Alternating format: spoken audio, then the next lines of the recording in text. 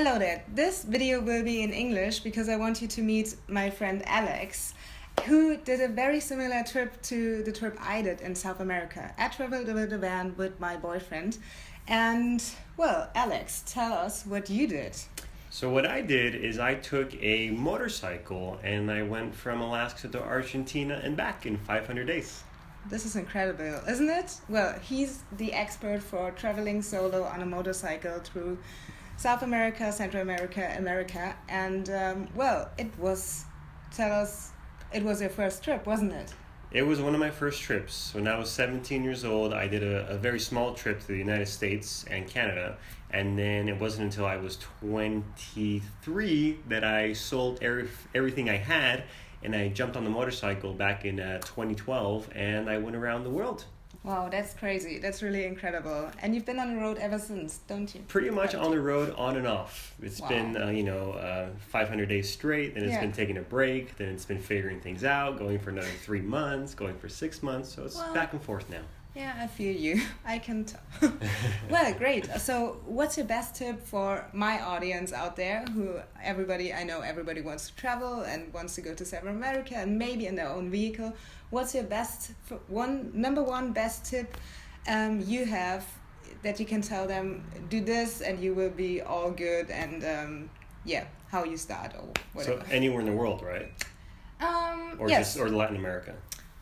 Let's start with Latin America, okay. And if you want to do a trip with a motorcycle or vehicle or whatever. Okay, so here are my tips for getting you to take a vehicle overland through Latin America. Number one, you want to have your documentation and your paperwork for your vehicle.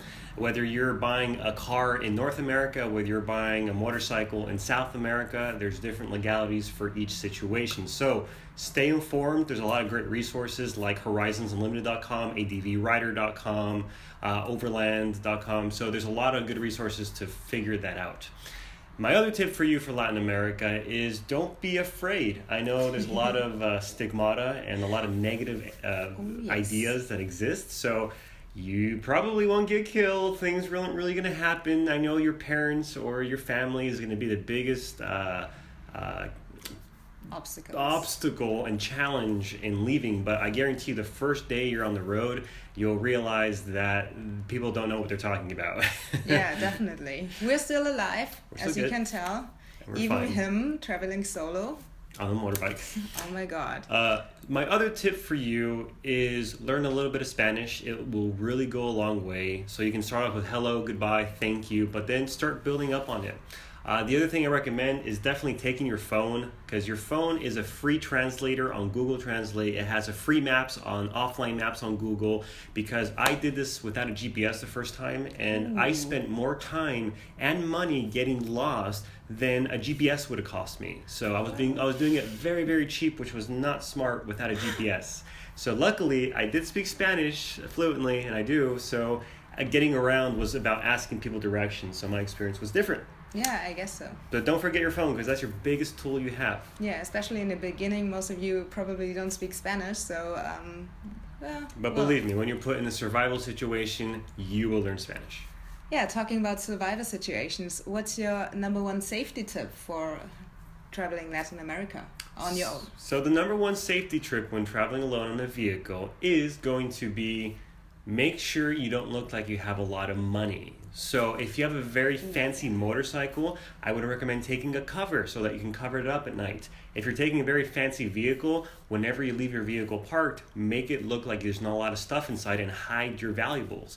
What I like to do when I travel for safety is I always carry my money around in different parts of my body, and I always carry around my hard drive and my computer in different parts in case something does happen, and I always have backups to my footage, because that is the most valuable thing to me. Yeah, that's a very important tip. Actually, I'm not doing this. I should start. I always thought about it. I was like, oh, that's stupid to pack it in one place, but it's so handy. But on the other side, well, if the laptop is gone, the hard drive will be gone too. Well, sweet. So what my recommendation for that one is actually, I used to actually put all my belongings on my front bag of my motorcycle. So every time I went down to eat or to the bathroom, I could unzip it and take it with me everywhere I needed. Yeah. So you can do it both ways. You can spread it out, or you can have it all in one place. Sometimes you just get unlucky though. Yeah. So you never know what can happen. Yeah. But that can happen in Germany too. That can happen in Anywhere. America, wherever you are. The only place I ever had problems around the world that they tried to rob me was in Paris, of all places. That's funny. I heard, or in Barcelona. Well, it's dangerous everywhere in the world, but you just have to go out there. Oh well, it's dangerous and safe everywhere in the world, so it really doesn't matter where you go. Everything can happen. But being a bit more conscious about your stuff and about yourself will get you a long way, I guess. It helps if you don't shower.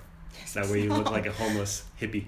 Well, I won't say anything to that. I get, But the tip with the old car or old vehicle, whatever, motorcycle, is a very good tip. As you know, I traveled in a more than 30-year-old car, and this really made a huge difference. Actually, all of the locals always thought we were a minivan, so everybody was always waving at us to stop us, and we were like, oh, sorry, or pardon, but it's funny.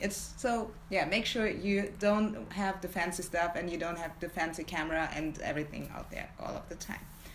So, coming to an end with all these helpful tips for you, a last tip or a last recommendation. What was your favorite country on your route?